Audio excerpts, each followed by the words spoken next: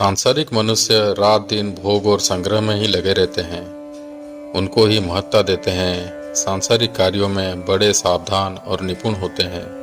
तरह तरह के कला कौशल सीखते हैं। तरह तरह के आविष्कार करते हैं। लौकिक वस्तुओं की प्राप्ति में ही अपनी उन्नति मानते हैं। सांसारिक वस्तुओं की बड़ी महिमा गाते हैं। सदा जीवित रहकर सुख भोगने के लिए बड़ी बड़ी तपस्या करते हैं। देवताओं की उपासना करते हैं, मंत्र जप करते हैं आदि।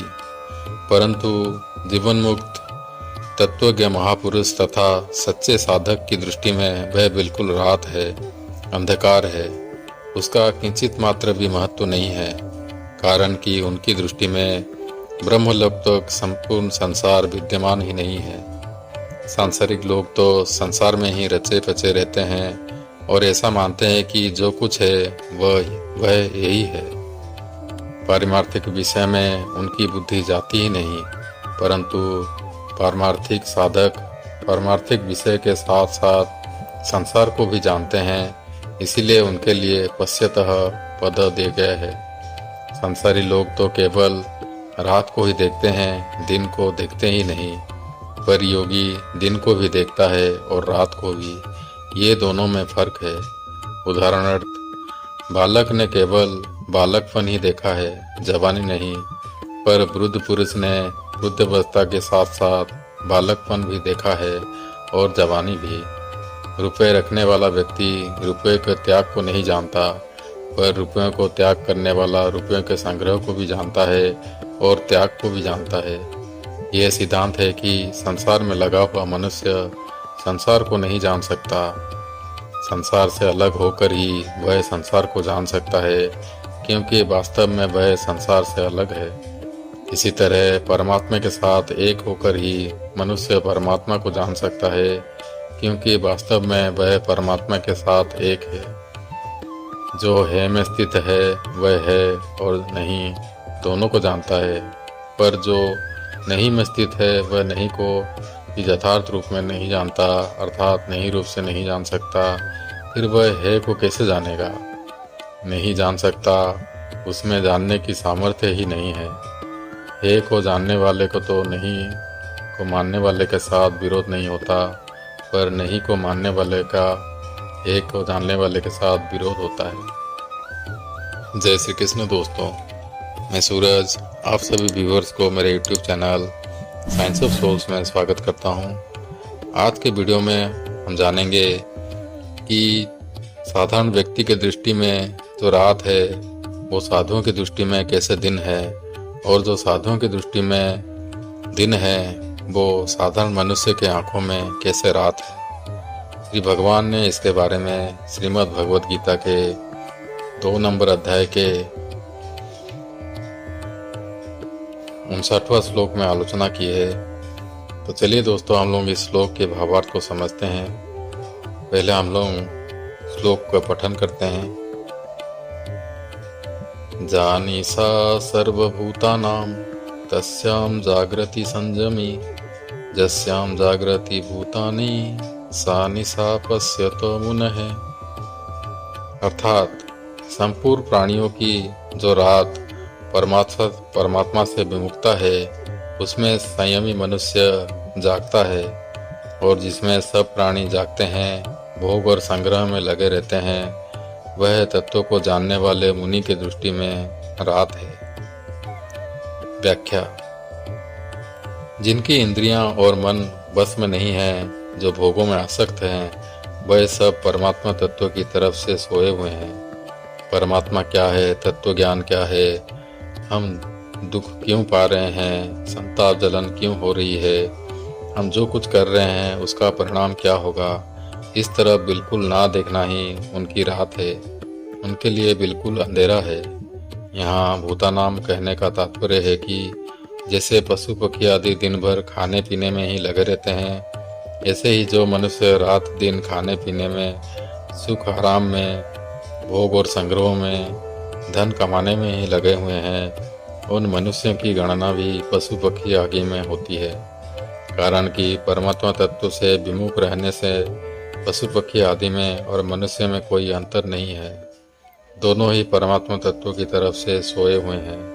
हाँ, अगर कोई अंतर है तो वह इतना है कि पशु पक्षी आदि में विवेक शक्ति इतनी जागृत नहीं है, इसलिए वह खाने पीने आदि में ही लगे रहते हैं, और मनुष्य में भगवान की कृपा से वह विवेक शक्ति जागृत है, जिससे वह अपना कल्याण कर सकता है, प्राणी मात्र की सेवा कर सकता है, परमात्मा की प्राप्ति कर सकता है।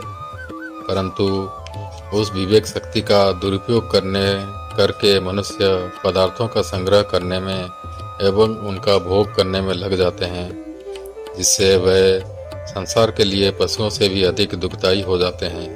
कारण कि पशु पक्षी तो बेचारे जितने से पेट भर जाए उतना ही खाते हैं, संग्रह नहीं करते। परंतु मनुष्य को कहीं भी कुछ भी पदार्थ मिल जाए, वह उसको काम में आए या चाहे ना आए, उसका तो वह संग्रह कर ही लेता है और दूसरों के काम में आने में बाधा डाल देता है। मनुष्य की जो राहत है, अर्थात परमात्मा की तरफ से अपने कल्याण की तरफ से जो विमुखता है, उसमें संयमी मनुष्य जागता है। जिसने इंद्रियों और मन को बस में किया है, जो भोग और संग्रह में आसक्त नहीं है, जिसका ध्येय केवल परमात्मा ही है, वह संयमी मनुष्य है। परमात्मा तत्व को और स्वरूप को और संसार को यथार्थ रूप से जानना ही उसका रात में जागना है। जो भोग और संग्रह में बड़े सावधान रहते हैं, एक एक पैसे का हिसाब रखते हैं, जमीन के एक एक इंच का ख्याल रखते हैं, जितने रुपए अधिकार में आ जाएं, वह चाहे न्यायपूर्वक हों अथवा अन्यायपूर्वक, उसमें वे बड़े खुश होते हैं कि इतनी पूंजी तो हमने ले ही ली है, इतना लाभ तो हमें हो ही गया है। इस तरह से वह सांसारिक क्षण भंगुर भोगों को बटोरने में, आदर सत्कार मान बढ़ाई आदि प्राप्त करने में ही लगे रहते हैं। उनमें बड़े सावधान रहते हैं। यही उन्हीं लोगों का जागना है जिन संसार की पदार्थों का भोगों और संग्रह करने में मनुष्य अपने आप को बड़ा बुद्धिमान चतुर मानते हैं और उसी में राजी होते हैं। संसार और परमात्मा तत्व को जानने वाले मननशील संयमी मनुष्य की दृष्टि में वह सब रात के समान है, बिल्कुल अंधेरा है। जैसे बच्चे खेलते हैं तो वह कंकड़ पत्थर कांच के लाल पीले टुकड़े को लेकर आपस में लड़ते हैं। अगर वह मिल जाते हैं तो राजी होते हैं कि मैंने बहुत बड़ा लाभ उठा लिया, और अगर वह नहीं मिलता है तो दुखी हो जाते हैं कि मेरी बड़ी भारी हानि हो गई। परंतु जिसके मन में कंकड़ पत्थर आदि का महत्व नहीं है, ऐसा समझदार व्यक्ति समझता है कि इन कंकड़ पत्थरों को मिलने से क्या लाभ हुआ और ना मिलने से क्या हानि हुई। इन बच्चों को अगर कंकड़ पत्थर भी मिल जाएंगे तो ये कब तक उनके साथ रहेंगे। इसी तरह भोग और संग्रह में लगे हुए मनुष्य भोगों के लिए लड़ाई झगड़ा, झूठ कपट, बेईमानी आदि करते हैं और उनको प्राप्त करके राजी होते हैं, खुशी मनाते हैं कि हमने बहुत लाभ ले लिया।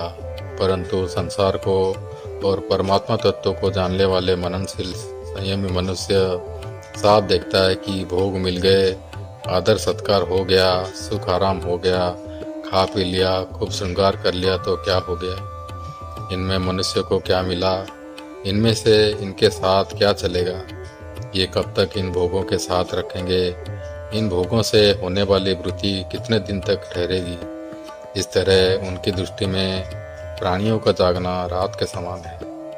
वह मननशील संयमी मनुष्य परमात्मा को, अपने स्वरूप को और संसार के परिणाम को तो जानता ही है, वह पदार्थों को भी अच्छी तरह से जानता है कि कौन सा पदार्थ किसके हित में लग सकता है, इससे दूसरों को कितना लाभ होगा। वह पदार्थ का अपनी अपनी जगह ठीक तरह से सदुपयोग करता है, उनका दूसरों की सेवा में लगाता है।